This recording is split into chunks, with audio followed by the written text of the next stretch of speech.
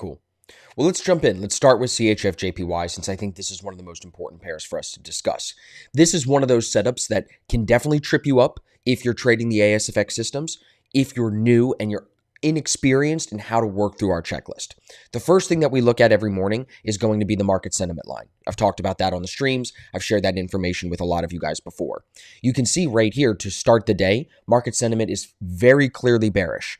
Now, if you zoom out and look at the EMAs, you can see they are also bearish. 800 EMA on top, 200 EMA underneath that, and the 50 EMA underneath that. So they have that full downtrend, confirming the direction we would look to trade as far as what the liquid 50, the market sentiment, and the EMAs tell us to do. Some of the guys this morning were looking at buying this here as it broke through the 50 EMA. They would probably be stopped out of this trade by now. They were looking to buy it here as this had the potential to rise. Let's see if we can start this off correctly. In the chat, can you tell me why this maybe doesn't fit the bill for a proper D2 entry? Can anybody give me an idea in the chat of why they think that might be? I'll give you the answer, but let's just see if someone can get it.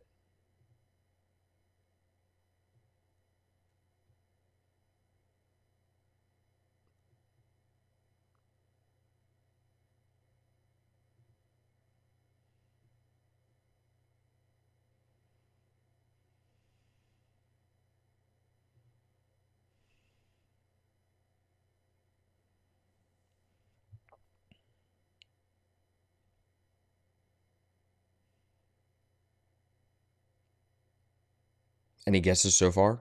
Nobody? It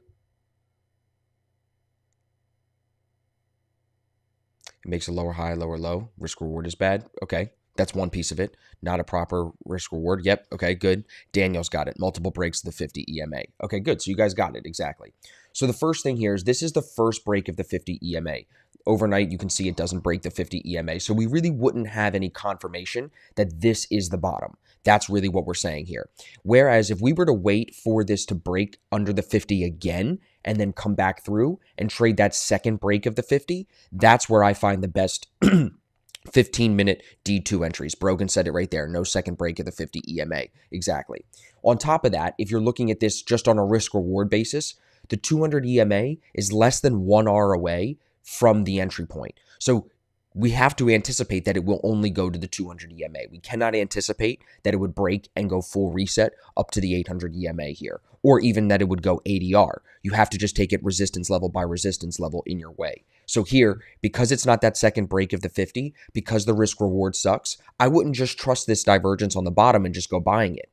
The trend here, like I said, is clearly short biased. What's going on, though, is you're short biased with bullish divergence on the bottom against that trend. Now, the bullish divergence on the bottom doesn't even come from an oversold point of view, an oversold price placement. So here, this divergence on the bottom isn't actually that concerning as far as looking for short entries.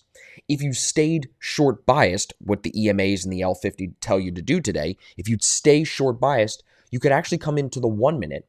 If I sync up this line on the 1 minute on the left side here, you'll see this 1 minute divergence presents right here at the 15-minute 50, which is exactly where we like to look for D1 entries short. And you could be looking for short entries as this comes down here, breaking the 50 EMA with the 1 minute market sentiment in the sell zone. That's what we look for a great D1 entry short. So if you don't get too caught up on the 15-minute divergence, you can stay biased here based on the 15-minute market sentiment line, based on the 15-minute EMAs, and still find a short entry here that is, in my opinion, a much more highly probable trade setup, even with divergence against it, compared to trying to buy this as a D2 entry today. Does that make sense? Even here, look at the risk reward. It's 2.3R to the divergence line on the 15-minute. So the risk reward here is even better. The only knock, the only negative about this setup is that you would be selling it when it's currently in an upshift. See how the yellow is above the 21, the yellow is above the 8. The yellow 8 EMA is above the red 21. That would be the only knock against it, plus the divergence. So it would be a C setup.